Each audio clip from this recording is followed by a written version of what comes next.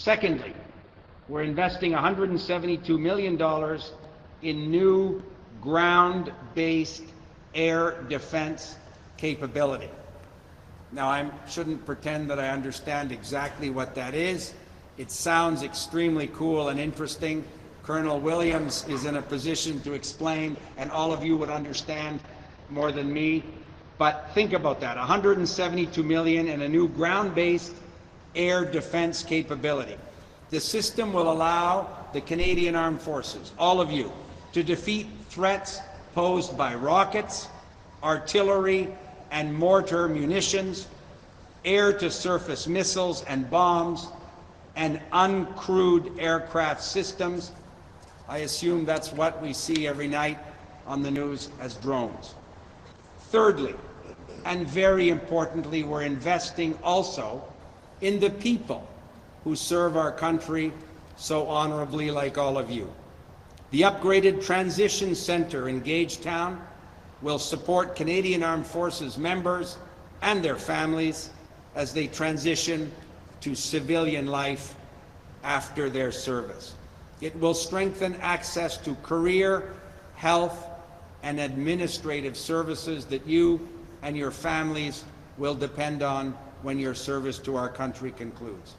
This is part of a broader effort on multiple bases, because every member of the Canadian Armed Forces deserves high-quality support as they transition into their next phase of life. And as you know, last week, our Prime Minister announced that Canada had achieved its 2% NATO defence expenditure target 5 full years ahead of the original schedule. Now we're making investments to get to 3.5% in defence expenditure and another 1.5% in critical infrastructure like highways and bridges by 2035.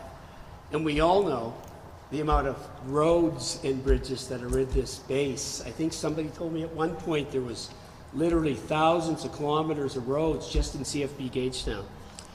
We're investing $1 billion right here at CFB Gagetown to recapitalize the primary Army training area, introduce new ground-based air defense systems, and ensure our brave and courageous soldiers train on infrastructure built to last into the next century.